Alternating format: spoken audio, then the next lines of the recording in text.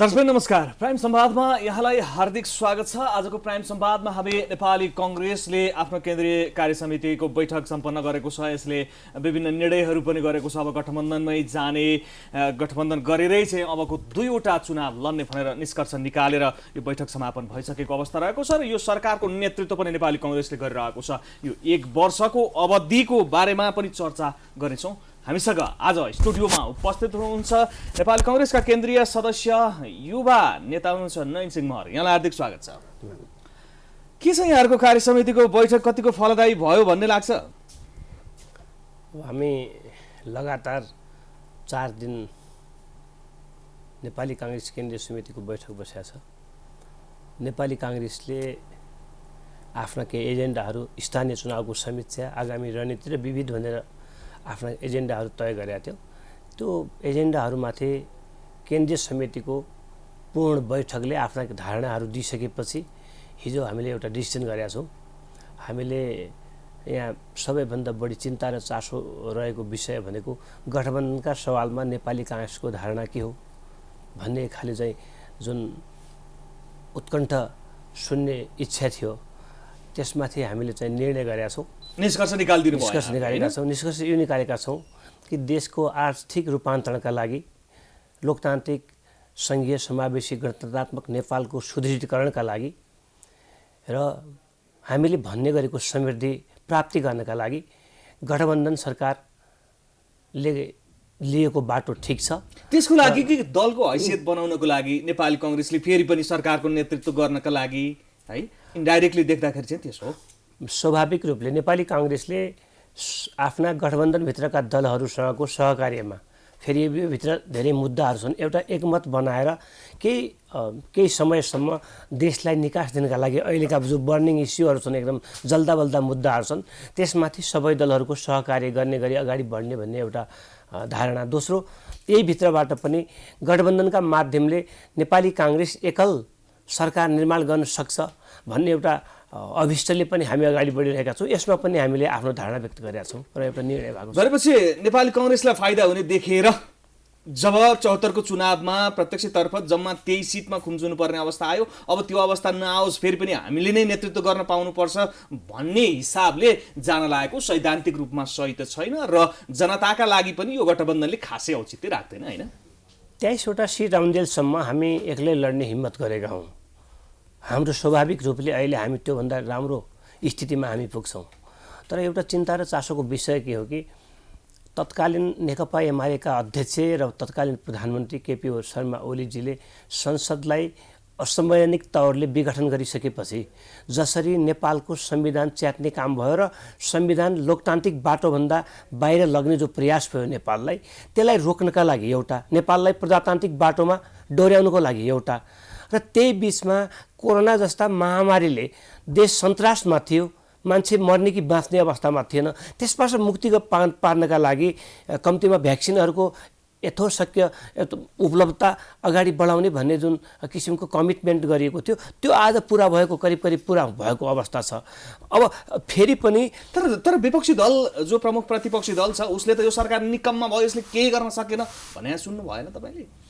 यसो सरसर्ती हेर्दाखेरि यो सरकारले गरेको उल्लेख्य कामहरूको यसो टिपोट गर्ने हो भने हामी पनि खोज्नुपर्ने स्थिति त छ नि हैन? होइन, 3-4 वटा राम्रा कामहरू, स्थानीय निर्वाचन बिना हिंसाका बावजुद शान्ति, निष्पक्ष र धाँधली रहित तरिकाले सम्पन्न भएको छ। यहाँले सदनमा नेपाल कम्युनिस्ट पार्टी एमालेका अध्यक्ष केपी ओलीले 3 घण्टा जति बोल्नुभयो। यहाँ यति मान्छे मारिए, यस्तो भयो, धाँधली भयो भन्ने प्रश्न उहाँले गर्नु समेत सक्नु भएन। भनेको त्यो सरकारको उपलब्धता हो, गठबन्धन सरकारको ठुलो उपलब्धि हो, त्यसलाई उपलब्धिका रूपमा लिएका छौँ। मैले भनेको भ्याक्सिनको नेपाली जनतालाई भ्याक्सिनको आपूर्ति गर्ने कुरा र विशेष गरी लोकतान्त्रिक बाटोमा नेपाललाई लैजाने कुरा महत्त्वपूर्ण कुरा हुन्। यहाँले भने जस्तै केही जनजीविकाका सवालहरूमा अलिकति सरकार सुध्रिनुपर्छ भनेर हिजो हाम्रो केन्द्रीय समितिको बैठकले कुरा गरेको छ। हामीले निर्णय गरेका छौँ। सरकारलाई एक किसिमको सरकारलाई आग्रह र निर्देशन गरिएको छ नेपाली कांग्रेसको केन्द्रीय समितिका बैठकका तर्फबाट। हामीले जनजीविकाको सवालमा चाहिँ कुनै सरकार कुनै भन्दा चाहिँ नि पृथक हुन सकेन। यो सरकार पनि जस्तो थियो यसले खासै जनताका लागि केही गर्न सकेन। निष्कर्ष यहाँको केन्द्रीय समितिको बैठकले निकाल्यो हैन? केही गर्न सकेन होइन, धेरै कुरा भएको छ, तर थप जनताको हाम्रा प्रतिको अपेक्षा बढी छ।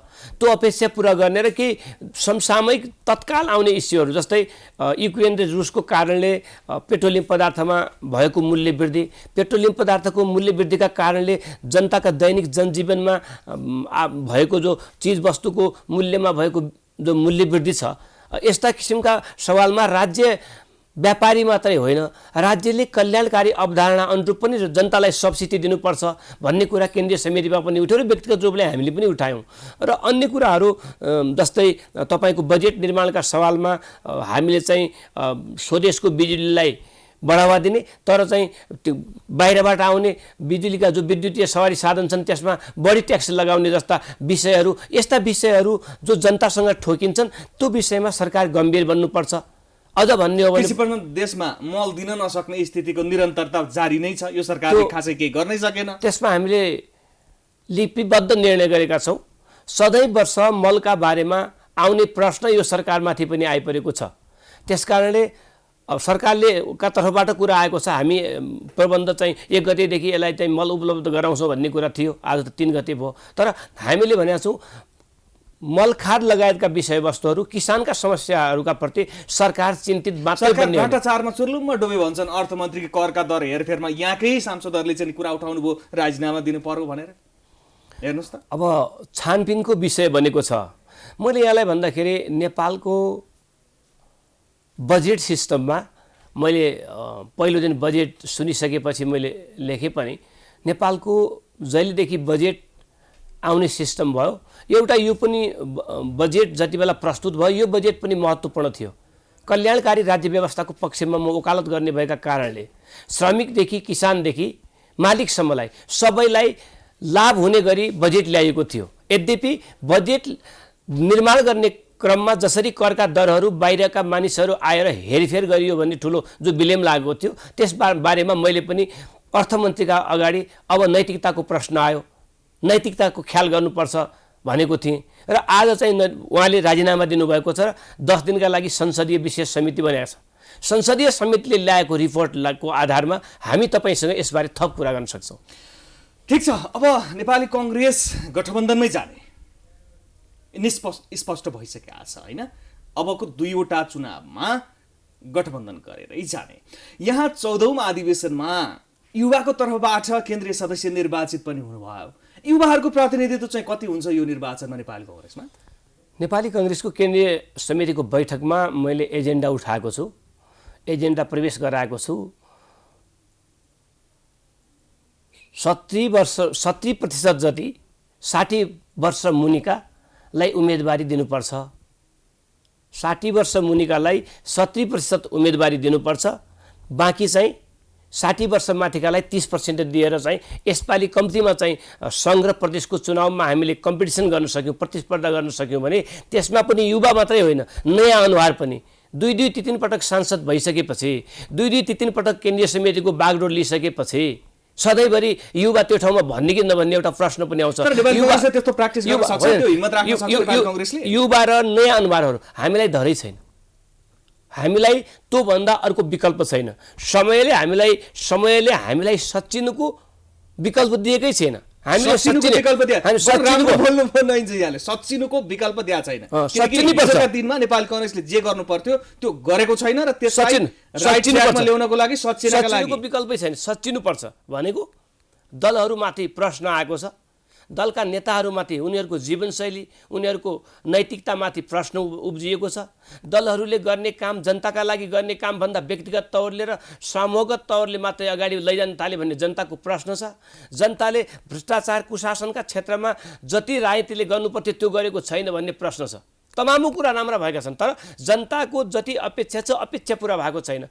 त्यसैका कारणले आज व्यक्तिगत मानिसहरूको उदय अथवा स्वतन्त्र मान्छेहरूको उदय, विभिन्न ससाना पार्टीहरू, ससाना समूहहरूको उदय हुने कारण दलहरूले राम्रो गर्न नसकेका कारणले पनि हो। नगरेको भन्ने होइन, नगरेकै मात्रै होइन। यहाँसम्म नेपाललाई, पञ्चायतकालीन नेपाललाई आज तपाईँले तुलना गर्नुभयो भने केही राजनीतिक परिवर्तनहरू गराएको छ यो राजनीतिक मात्रै सामाजिक परिवर्तन भएको छ, मानिसको चेतनामा सुधार आएको छ। समावेशी एक वर्ग र एउटा समूहले मात्रै कब्जामा राखेको नेपाललाई आज समावेशी चरित्रको नेपाल बनाएर एउटा दलितको छोरा दलितको छोरीले एउटा गरिब निमुखाको प्रतिनिधित्व हुने किसिमको संसदको निर्माण भएको छ। राज्यमा त्यो संविधान बनेको छ, संविधान मात्रै बनेन कार्यान्वयन पनि भएको छ र धेरै विकासका पूर्वाधारहरूमा फड्को मारेको छ। तर यो भित्र संसारसँग कम्पिटिसन गर्ने प्रतिस्पर्धा गर्ने नेपाल बनाउनका लागि यसले मात्रै पुगेन।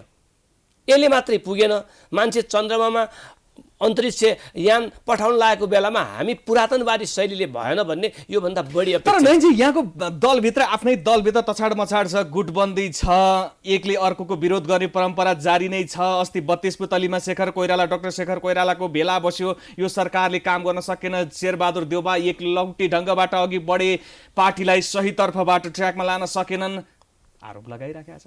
अब यहाँहरू राज्य सञ्चालनमा झन् अब त्यो मासको विषय त झन् गाह्रो कुरा भयो नि, होइन? सम्पूर्ण कुरा त्यो बैठकले भनेका मात्रै पनि सबै कुरा सत्य होइनन्। यद्यपि नेपाली काङ्ग्रेस लोकतान्त्रिक पार्टी भएका कारणले हामी पार्टीभित्र अथवा कहिलेकाहीँ बाहिर पनि आफ्ना कुराहरू राख्ने अभिव्यक्ति स्वतन्त्रताका पक्षपाती भएका कारणले पनि अलिकति अराजकता कहिलेकाहीँ अराजक भइदिन्छ। तर सिधा भनिदिनुहोस् न त, अब दोस्रो कार्यकाल सम्हाल्दै गर्दाखेरि पार्टी हाँक्दै गर्दाखेरि शेरबहादुर देउबा एकलौटी ढङ्गबाट डाक्टर शेखर कोइराला पक्षले भनेको जस्तै गरी अघि बढ्या हो कि होइन? यो बडो दुईटा कुरा समस्याग्रस्त कुरा देख्छु मैले। नेपाली काङ्ग्रेसमा गठबन्धन विरोधी पनि मैले कसैलाई देखेको थिएन। बाहिर हेर्दाखेरि मिडिया आजै पनि मैले पढ्दै थिएँ, फलानाले गठबन्धनको विरोध गर्यो भनेर। कुनै दिन म केन्द्रीय समितिमा छु, या त उहाँहरू गएको हुनु पर्यो, या त लेख्ने साथीहरू त्यो भित्र गएको हुनु पर्यो। एउटा कुरा, गठबन्धन निर्माणको खिलाफमा कोही पनि बोलेको छैन। तर मैले पनि कुरा के राखेँ कि पछि नेताहरूले अलिकति असन्तोष पनि व्यक्त गरे व्यक्तिगत सामूहिक तरिकाले। मैले के भने कि कम्युनिस्ट चरित्र जुनसुकै बेला पनि एक ठाउँमा मिलिने चरित्र छ। हिजो पनि हामीले धोका पाएका हौँ।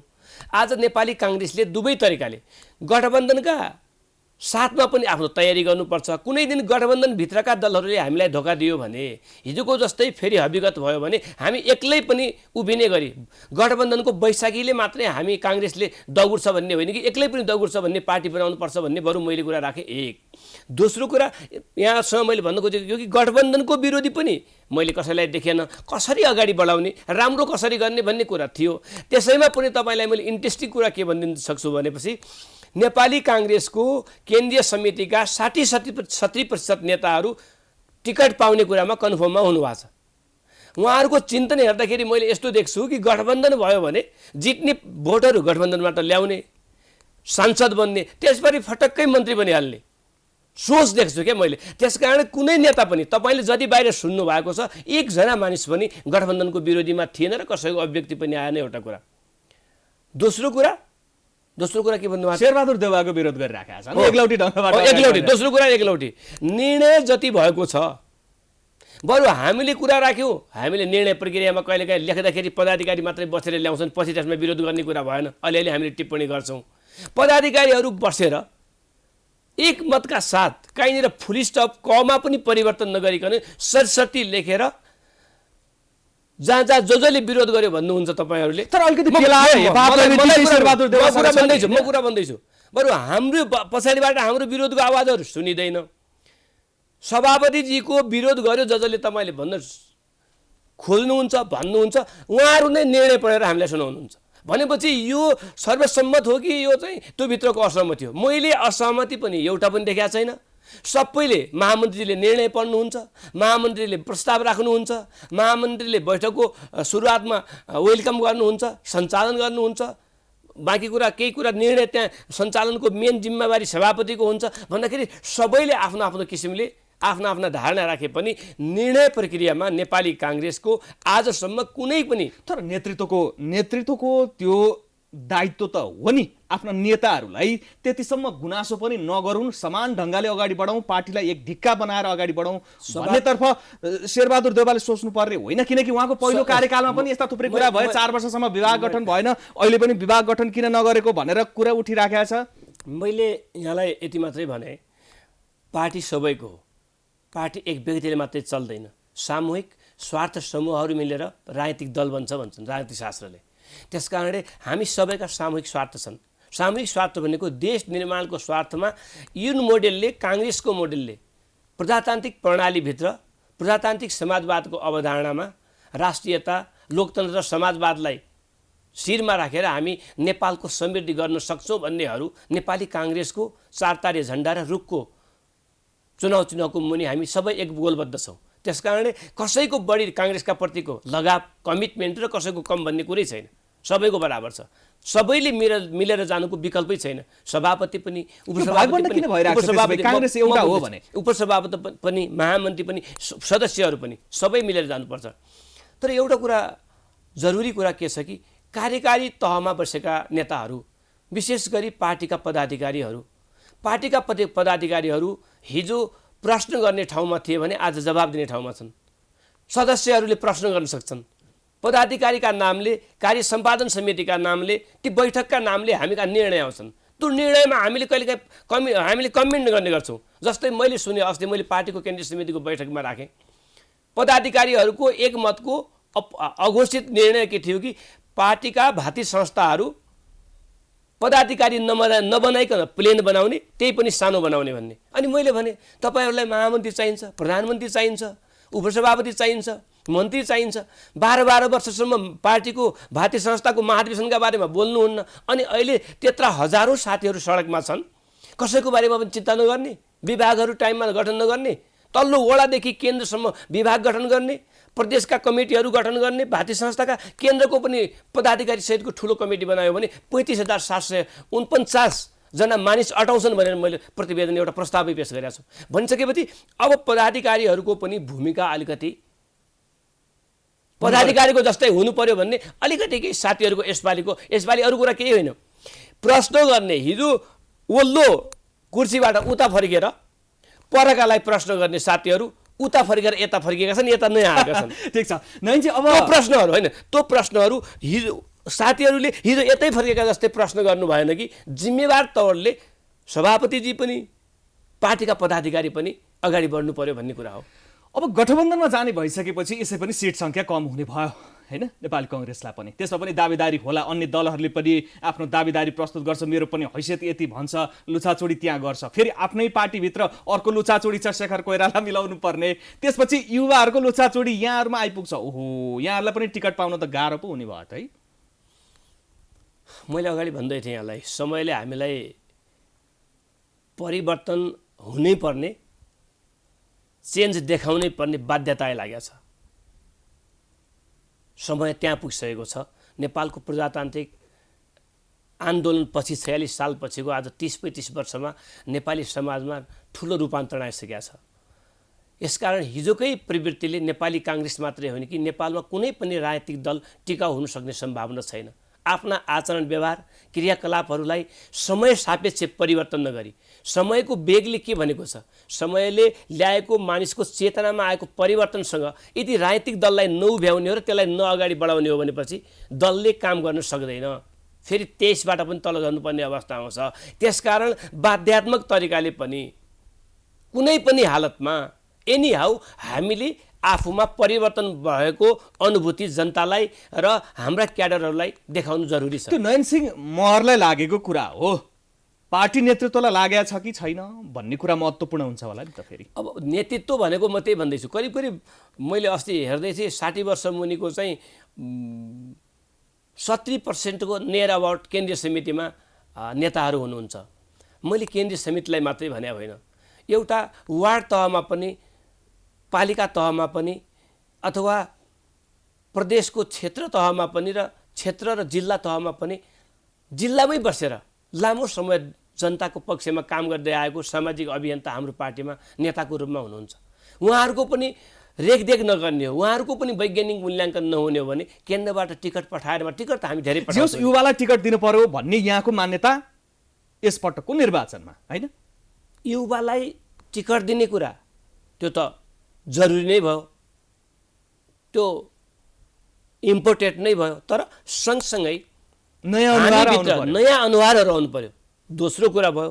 तेस्रो, राजनीतिक दलभित्र दलका प्रवृत्ति पनि परिवर्तन हुनु पर्यो, समय सापेक्ष परिवर्तन गर्नुपर्छ र नेताहरूमा पनि हिजोको जो पञ्चायतकालीन झझल्का हाम्रा प्रवृत्तिमा देखिन्छ त्यसको पनि चेन्ज गरेर जनताले अपेक्षा गरेको अनुसारको जनताको भावना। टिकट वितरण गर्ने ठाउँमा तिनै यहाँले भने जस्तै 65 नागेका नेताहरूको हालिमुहाली चल्छ फेरि, अनि यहाँले भने जस्तो डिसिजन कसरी आउँछ? टिकट माथिबाट जान्छ, तलबाट फेरि चाहिँ खुम्चिनुपर्छ। हिजो पनि 165 कति 160 कति टिकट हामीले पठाएका थियौँ, कति आयो? 23 आयो। यसलाई नेताहरूले यो बारेमा विशेष सोच्न जरुरी छ। यसपटक नेताहरूले यो कुरा बुझेका छन्, नेताहरूले यो कुरा बुझेका छन्। नेपाली काङ्ग्रेसले समग्र यो कुरा बुझेको छ। नेपाली काङ्ग्रेस रूपान्तरित भएर नेपाललाई रूपान्तरण, सकारात्मक रूपान्तरणतर्फ लैजान्छ। यो हाम्रो प्रतिबद्धता हो। हामीमा चेन्ज, हाम्रा सारभूत हाम्रो जीवनशैलीमा पनि परिवर्तन गर्छौँ हामी, राजनीतिक चिन्तनलाई पनि हामीले परिवर्तन गर्छौँ र जनताको समय सापेक्ष जनताको जीवन स्तर नै हाम्रो अभिष्ट लक्ष्य राखेर जनतासँग नै हामी बसेर अगाडि बढ्छौँ। यसपालि हामी अलग, जनता अलग, राजनीतिक दल अलग, जनता अलग, त्यो हुँदैन, त्यो सम्भव छैन। यसपालि आजसम्म भएको चाहिँ त्यो हो। फेरि राजनीतिक दल एकातिर छन्, जनता अर्कातिर छन्। जनताको म्यान्डेट अलग छ, जनताको सोच अलग छ, जनताको आवश्यकता अलग छ, राजनीतिक दलको यहाँबाट डेलिभर गर्ने विषय अलग छ। अब त्यो हुँदैन, त्यसले चल्दैन।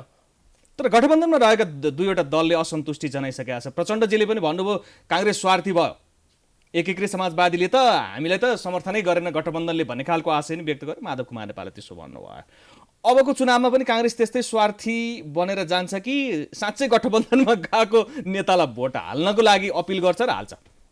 मैले धेरै पटक यहाँलाई भनेको छु, नेपाली काङ्ग्रेस 23 सिट ल्याओस्,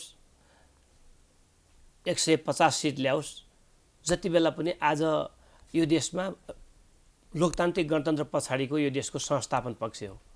नेपाली काङ्ग्रेससँग माग्ने अधिकार छ, नेपाली काङ्ग्रेसलाई गाली गर्ने अधिकार छ, नेपाली काङ्ग्रेसले यस्तो गरेन भन्ने अधिकार छ। किनकि एउटा अभिभावकीय जिम्मेवारी निर्वाह गर्दै गरेको पार्टीलाई सबैले कसैले घुर्की छल लगाउँछन्, कसैले यो भएन भन्छन्, कसैले बढी भाग पाउनु पर्यो भन्छन्। स्वाभाविक हो, एउटा अभिभावकको जिम्मेवारी सबैलाई सन्तुष्ट गरेर ठिकसँग घर चलाउने, देश चलाउने हो। त्यसका प्रति काङ्ग्रेस एकदम सजग छ, काङ्ग्रेसले त्यो कुरा बुझेको छ। तर हाम्रो आजका दिनसम्म यहाँलाई भन्दाखेरि हामी 60% भन्दा कममा नेपाली काङ्ग्रेसले चुनाव लड्न सक्ने अवस्था छैन। 60% यहाँहरूलाई? यद्यपि दलहरूको गठबन्धनले, दलका नेताहरू, शीर्ष नेताहरू बस्लान्, दलभित्र छलफल होला, गठबन्धनका बारेमा के कति सिटको लेनदेन कुरा एउटा कुरा होला। तर 60% क्लेम चाहिँ 60% को भन्दा नेपाली काङ्ग्रेस होइन। नेपाली काङ्ग्रेसमा समस्या छ। फेरि हामीले गठबन्धन गएर मात्रै नपुग्ने भयो क्या।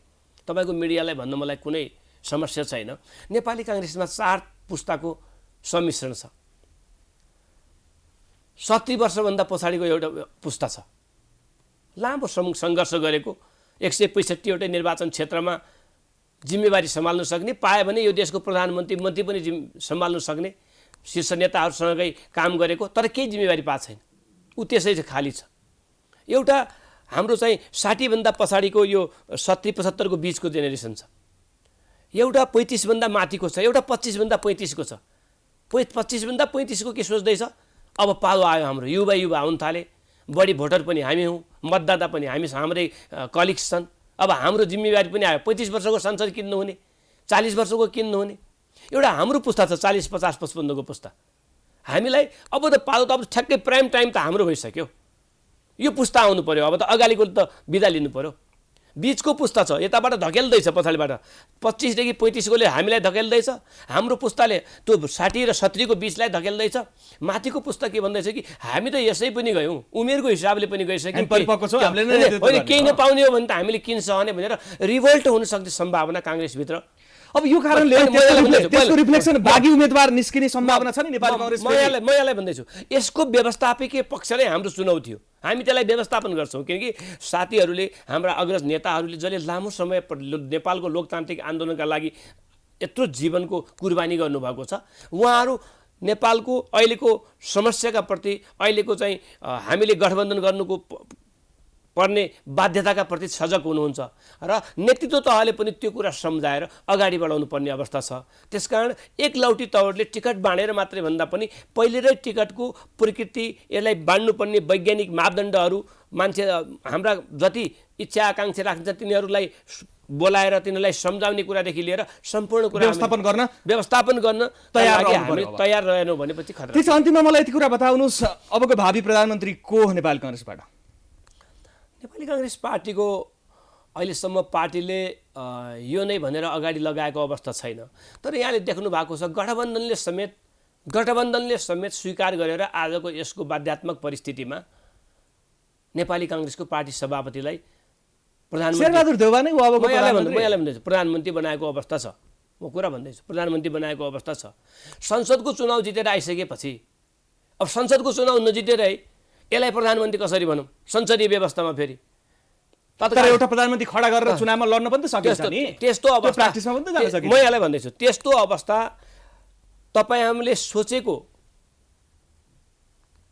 गठबन्धनको जो अहिले नेता छ, जसलाई गठबन्धनले पनि, हामी गठबन्धनको संस्कृतिमा गएका छौँ, गठबन्धनले स्वीकारेको र पार्टीको संसदीय दलको नेता, पार्टीको सभापति अहिले प्रधानमन्त्री हुनुहुन्छ। यसको विकल्प चाहिँ नेपाली काङ्ग्रेसका तर्फबाट प्रधानमन्त्री हुने अवस्था आयो, नेपाली काङ्ग्रेसले मेजोरिटी ल्यायो भने खालि बाहिर चाहिँ मैले मिडियामा बनेर पपुलर कुरा बोल्ने कुरो केही भएन। एकदम छोटोमा जवाफ दिनु होला। आर्जु राणाको पनि कुरा आइरहेछ र गगन थापालाई पनि उठाउन सकिन्छ भन्ने कुरा आइरहेको छ। अबको प्रधानमन्त्री त काङ्ग्रेसबाट हुन आँट्यो भने आर्जु राणा हुने रे नि त हो। संसदीय दलमा जनताले सांसदको चुनाव उठेर जनताले चुनाव जिताइसकेपछि संसदीय दलको नेता जो बन्छ नेपाली काङ्ग्रेसको त्यही प्रधान। यहाँ जस्ता युवाहरूले कसलाई हेर्छ? युवालाई हेर्छ कि म यहाँलाई होइन, हरेक सांसद चुनाव भएको छैन, हरेक सांसद नयन सिंह महरको भित्री आत्माको कुरा बुझ्न चाहन्छु।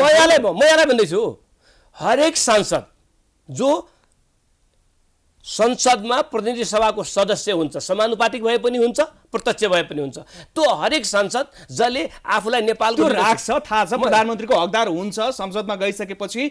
तर अब यहाँले भने जस्तै पार्टी सच्चिने बेला आयो भनेर यसरी मिडियामा बोल्दै गर्दाखेरि यहाँ सचिएर होइन यो पुस्ताव आउनुपर्छ भनेर हिम्मत गर्न सक्नुहुन्छ तपाईँ? संसद होइन यो व्यक्ति सक्षम छ भनेर भन्नु। मैले यहाँलाई भने नि, संसदीय दलको नेता हुने हरेक व्यक्ति प्रधानमन्त्री को हैसियत राख्छ।